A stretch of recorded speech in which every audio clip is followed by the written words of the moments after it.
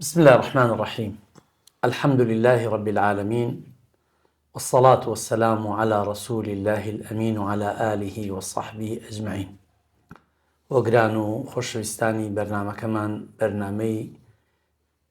وش قرآن كانوا جیاوازیان لە جوانیدا. ئەم جارش بووینەوە میوانتان، ئەم جارش بەیەکتر ئاشنا بووینەوە لەگەڵ چەند وشەیەکی ترە، لەگەڵ مامۆستای زۆر بەڕێز و خۆشەویست شڕۆڤەی چەند وشەیەکی تر دەکەین بە پشتیوانی خوای پەروەردگار بۆی زیاتر و باشتر ئاشنای وشە قورئانیەکان بین. مامۆستای بەڕێز و خۆشەویست بەخێر بێن، خۆشحاڵم لە هەژداریتان. یا ربی سلام مامۆستا. خوای گەورە فەقتان کە مامۆستا لە ئەڵقەی ئەم جارەمان چەند وشەیەک تاوتوێ دەکەین زیاتر دەردەشەی کۆمەڵێک بابەت و شتی گرنگیان تێدایە. سەرەتا دوو وشەی شەک و ڕەیب. ئەم دوو وشەیە بەمانە هەردووشیان وەکو بڵێ ڕاڕای گومان تەڕەددود شتێکە نەگەیشتوویتە قەناعەت لەسەری، بەڵام بۆچی بە یەک وشە نەهاتووە؟ بۆچی دوو وشەی جیاواز هاتووە؟ خوا پاداشداتەوە جەناب مامۆستای. الحمد لله والصلاة والسلام على رسول الله وعلى آله وصحبه ومن والاه. مامۆستا بەڕێز شەک و ڕەیب وەکو جەناب فەرموود بەمانەی دوو دڵی و ڕاڕای و گومان دێ، بەڵام لە زمانی قورئان و لە دەستەواژەی قورئاندا جیاوازی لە نێوانیاندا هەیە. شەک بەمانەی کەسێک دوو دڵە بابەتێک هەیە کە بۆ یەکلایی نابێتەوە، واتە وەکو بڵێ 50-50 نازانە کامەیان تەرجیح پێ بدات و هەڵی بژێرێ. زانیاری تەواوی لەبەر دەستدانێ کامل لەم دوو بابەتە کە دژ بەیەکن کە پێچەوانەی یەکتر نازانە کامەیان هەڵبژێرە، بۆیە لە گوماندا. بەڵام ڕەیب ئەوەیە کە کەسەکە کەمتر ئەوەی بۆ دروست بە 50-50 بێ، گومانی هەیە لە شتەکە بەڵام زیاتر دەزانێت کامیان ڕاستە، کامیان باشە. بۆیە ڕەیب خۆی نیسبەی گومانی و دوودڵەکەی کەمترە، بەڵام شەکەکە زیاترە. هەر بۆی خوای گەورە لە قورئاندا کە باسی شەک دەکات زیاتر باسی ئەو بێ باوەڕانەیە کە باوەڕیان بە ئەنقەست نەهێناوە و یاخود گرفتەکان لەوە بە کە بۆیان یەکلایی نەبووەتەوە، داخوا ئایا حەقە یاخود حەق نییە. بۆ نمونە خوای گەورە دەربارەی جەمعێک لە بێ باوەڕان دەفەرمێ، گوتیانە ئێمە وئینا لەفی شەکی مما تدعوننا إليه مریب. پێغەمبەران فەرموویانە قالت لهم رسولهم أفي الله شك، وشەی شەک هاتووە، ئایا گومانتان لە خوادا هەیە؟ ئەوان گوتیانە ئێمە گومانمان شەکمانێ گومانمان هەیە لە خوای گەورە. ئەئونزیل عليه الذکر من بیننا، ئایا قورئان دابەزیەوەتە سەر ئەم پیاوە کە لە نێوانماندایە بەل هم فی شەک من ذکری، بەڵکو ئەوانە شەکیانێ داخوا نازان نە ڕاستە نە ڕاست نییە. بەڵام لە باسی ڕەیبدا زیاتر ئەوەیە کە دەزاندرێ کامە ڕاستەکەیە، بۆیە خوای گەورە دەفەرمێ ذلك الكتاب لا ريب فيه. ئەمە ڕەیب هەڵناگرێ قورئانە، یەقینەن کەمە لە خواوەیە و بەگشتیش خەڵک دەزانێت لە ڕێگەی وردەکاری ناو قورئانەوە کە سەرنجی عەقڵ ڕادەکێشێت و عەقڵ ڕادەکێشێت بەرەو ناسینی خوا لە ڕێگەی دروستکراوەکان. بۆیە دەفەرمی گومانی تانیە، یان وئین كنتم في ريب مما نزلنا على عبدنا، ئەگەر ڕەیبتان هەیە گومانتان هەیە لەوەی کە لەم قورئانە کە دامان بەزاندووە سەربەندەکی خۆمان. بۆیە شەک زیاتر 50-50 کە کەسەکە ئەوەندە معلوماتی نییە کە بۆی یەکلایی ببێتەوە کامان هەڵبژێرە. بەڵام ڕەیب زیاتر دەزانرێ حەقەکە لە کاملە، بەڵام نیەتێکی خراپ لە پشتەکەوە هەیە، یاخود کەسەکە کەمترین گومانی هەیە، یاخود هەست دەکا قەلەقەیەک لە دڵیدا هەیە لە نەفسیدا هەیە کە زۆر خۆی بۆ یەکلای نابێتەوە. دەکرێت بڵێین شەک زیاتر نەبوونی زانیاریە، بەڵام ڕەیب زیاتر دوودڵیە کە لەناو دڵدا. مامۆستا ئێمە هەرێکیشان پاڵنەرێکی هەیە. بڵێ پاڵنەری ڕەیب زیاتر شوبهەیە. شوبهەیە کەسێک بۆی دروست کردووە، گومانێکیان بۆ دروست کردووە دەربارەی شتێک کە ئەم بابەتە ئەوایە و ینی تێیدا متەحەیرە. بەڵێ یعنی شتێکی دانەیە معلوماتێکی هەبووە بەس لی تێک چووە، گومانێکیان بۆ دروست کردووە. زۆر جار ڕەیب ترسیشی لەگەڵدایە، کەسەکە قەلەقێکی بۆ دروست بووە لەگەڵی، ینی تێکچەژانێک دروست بووە، ڕاڕایەکی زۆری لەگەڵدا دروست بووە، بەڵام شەک شتێکی داخلی خۆیەتی بەڵێ ینی لە دەرەنجامی علمی پێنەیە یان نەگەیشتوتە قەناعەتێکی کولی لە بابەتەکەیە زیاتر بە دواتداچوونی زیاتری دەوێت یان بابەتەکە نسبەتێکی وەکو تۆ باست کرد 50-50 نسبەتێکی لەو لاش پێ و لەو لاش پێەیە متەحیرە لە بینی متەناقیضین دووشتی دژبەیەکە نازانێت کامیان ڕاستە کامیان ڕاست نییە بۆیە بڕیاری بۆداوەتە ئەمیان باعیتەکە ناخی خۆیەتی بەس ئەمە لە دەرەوە بۆ لە دەرەوە بۆ دروستکراوە بەڵێ جوانە ئەوسا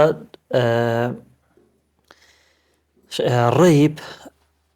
ئەو کەسەکە واتە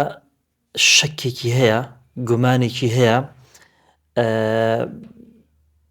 زیاتر خی گەورە لە باسی دژاتکردنی بێباوەڕان بۆ پێغەمبەران بۆ پێغەمبەری خۆمان سەڵا سەلامی خوا لەسەر بێ وشەی ڕێبەکەی بەکارهێنەوە وەکو جەنابەت فەرمووە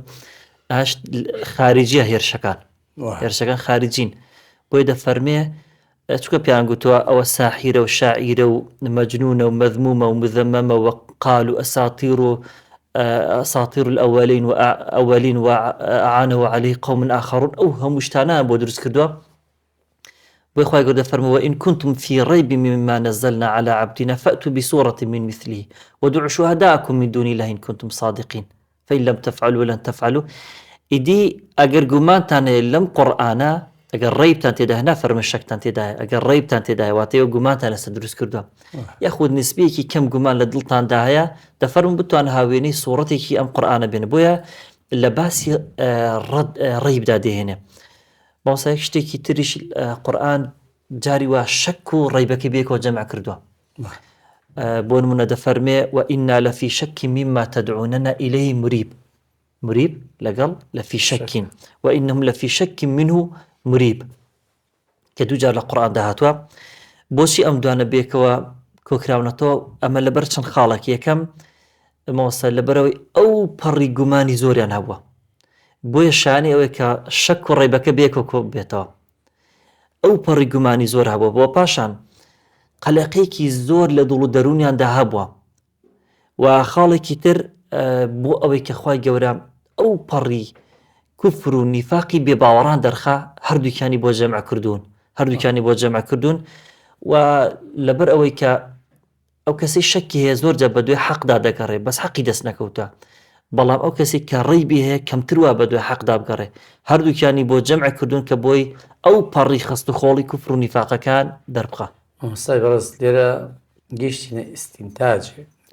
دەرەنجامێکە هەردووشیان دەرالە دەکەنە سەر دوودڵی ڕاڕایی بەڵام ئەوەیە کە شەکەکە ڕاڕاییەکە لە ناخی خۆیان بۆی دروست بوو یەکلا نەبووتەوە بەڵام ڕێیبەکە لە دەرەوە ڕابۆی دروست کراوە کاریان لەسەر کردو ئەویان بدەم مامۆستا دوو شەی ترمان هەیە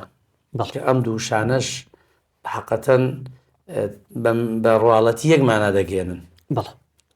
باشە ئەمیش خەبەر و نەبە لە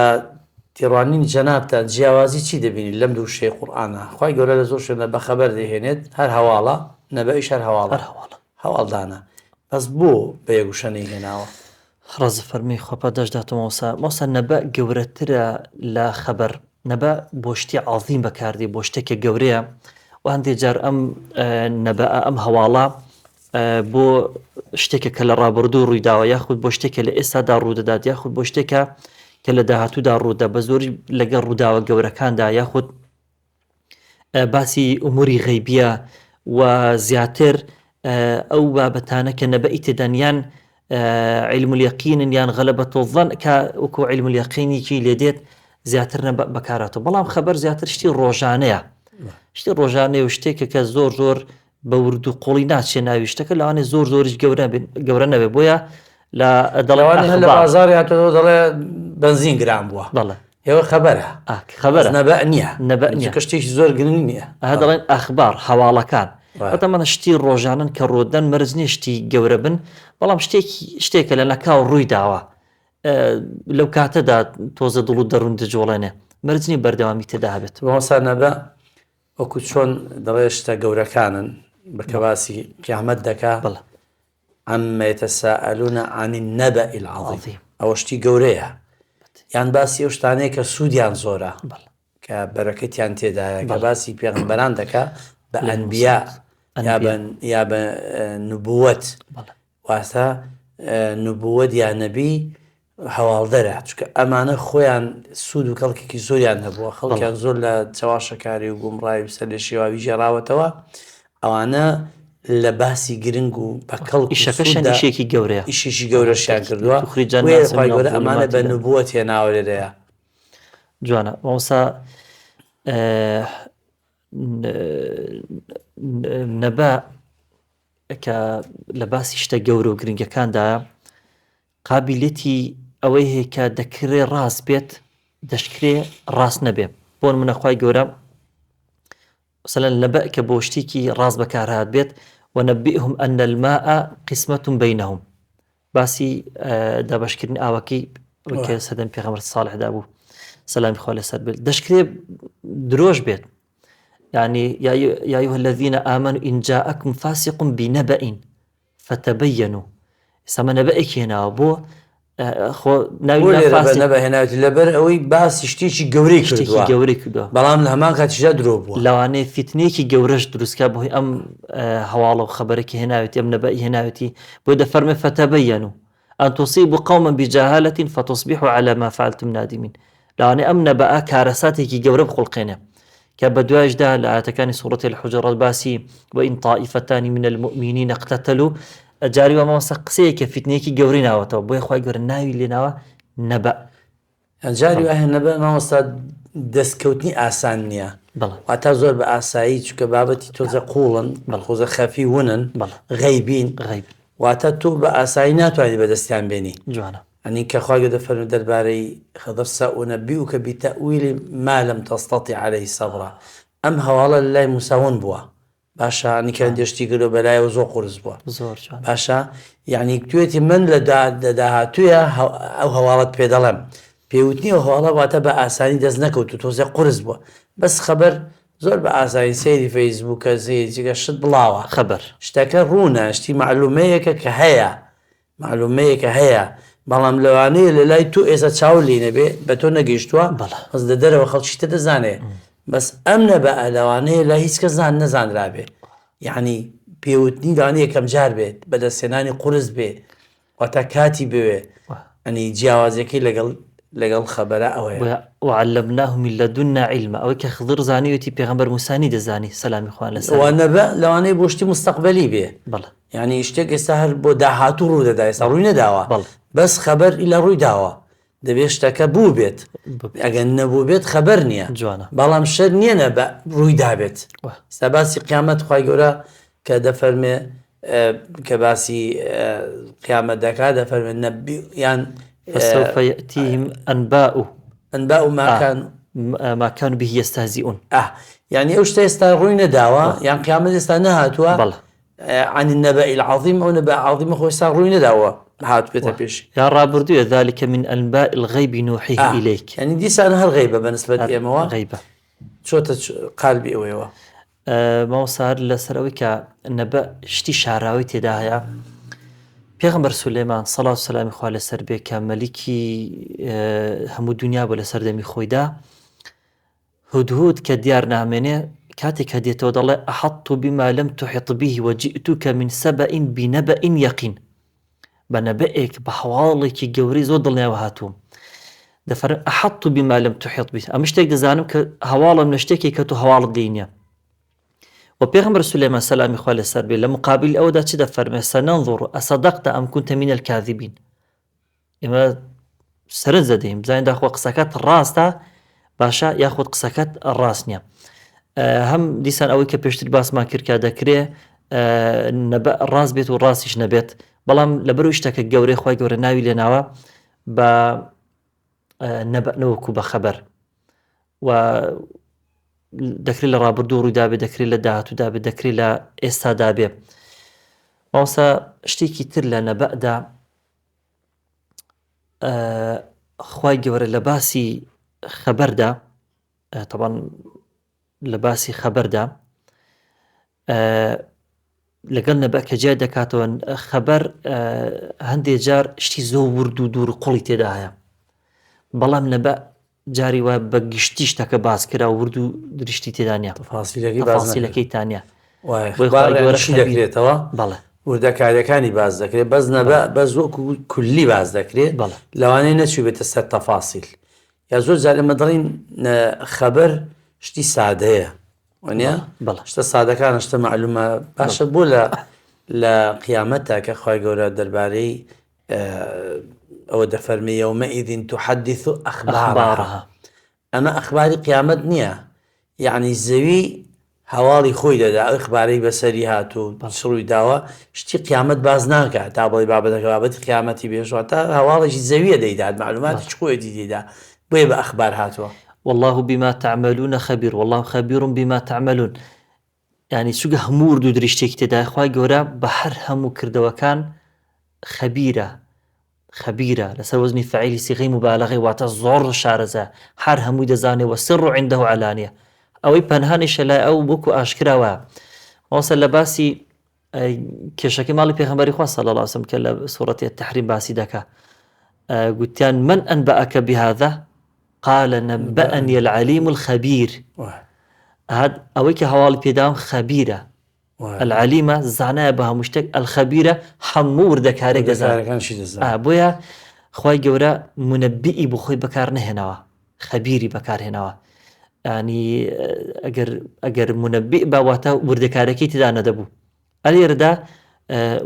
زیاتر خەبەر وردەکاری و تەفاسیلی زیاتری تێدا هەیە خۆ پاداشتان ناتەوە مامۆستا بابەتێکە چۆن دەڵێ هەویرێکە زۆر ئاوکێشە بەڵام کات دەرفەتمان نادات خۆی گەورە پاداشتی بەخێتان داتەوە خۆشەویستەکانم لێرە دەگەینە کۆتایی ئەمەڵقێش تا بێگەیشتنەوە لە ئەڵلقەکانی داهاتوو بەخوای گەورەتان دەسپێرین. السلام علیکم ورحمة الله وبركاته. خۆی گەورە پاداشت داتەوە مامۆستا بەرز.